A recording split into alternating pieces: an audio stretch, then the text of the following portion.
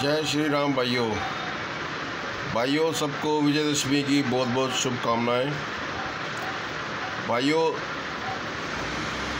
हम विजयदशमी क्यों मनाते हैं?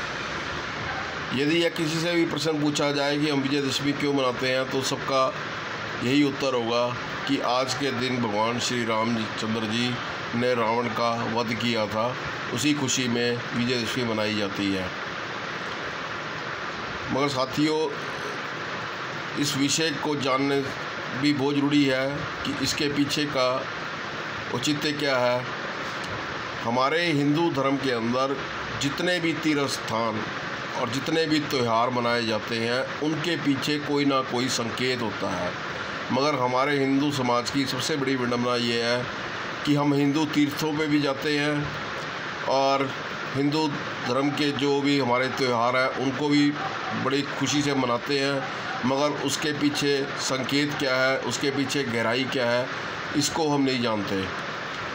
विजयदशमी अर्थात इसका अर्थ ये है कि जिस दिन हमारे जीवन में कोई भी इंसान अपने शरीर की 9 इंद्रियां, जिसको अभी नवरात्रे कहा गया था, के ऊपर अपना नियंत्रण पा लेता है, पाने के बाद उसका 10वां द्वार खुल जाता है।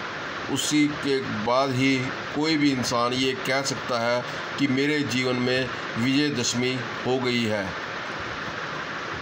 और विजयदशमी के अंदर जो भगवान श्री रामचंद्र जी ने रावण का वध किया था, असल में रावण किस चीज़ का प्रतीक है?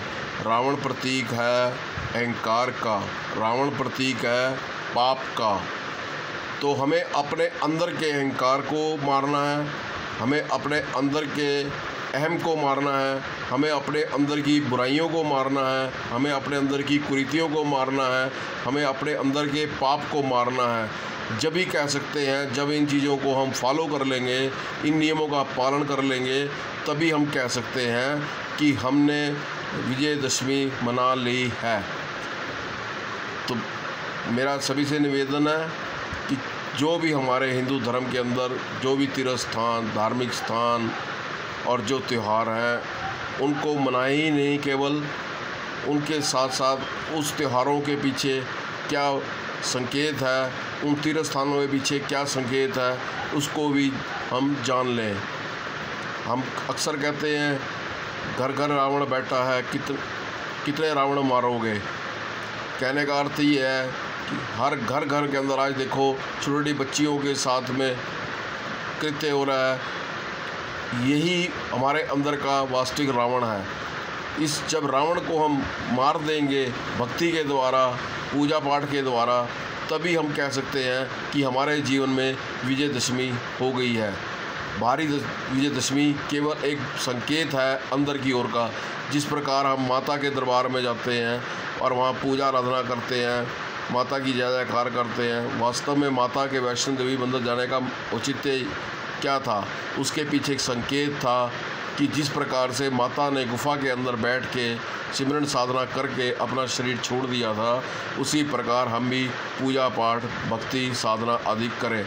इसी प्रकार जब हम अमरनाथ की यात्रा पे जाते हैं तो वहाँ पर भी हमारे को एक संकेत मिलता है कि जिस प्रकार से भगवान शिव ने पार्वती को कथा सुनाई थी। क्या कथा सुनाई थी? उन्होंने कहा था, हे पार्वती, मेरे गले के अंदर 108 कुंडल हैं, मतलब तेरा 108 जन्म हो चुके हैं, मगर तू मेरा वास्तविक रूप अभी भी नहीं जान पाई।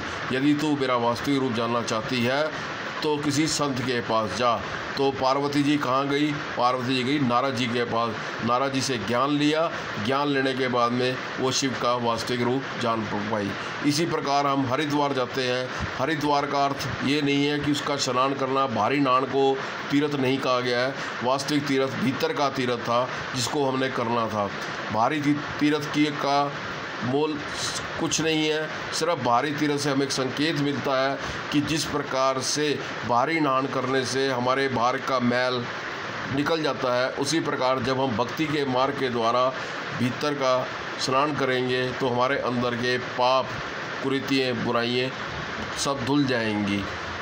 और हरिद्वार का अर्थ यही था कि यहाँ पर हरिदास जी ने बहुत बड़े महात्माओं संतों ने इस स्थान पर बैठ के साधना के द्वारा अपने जीवन का कल्याण किया था।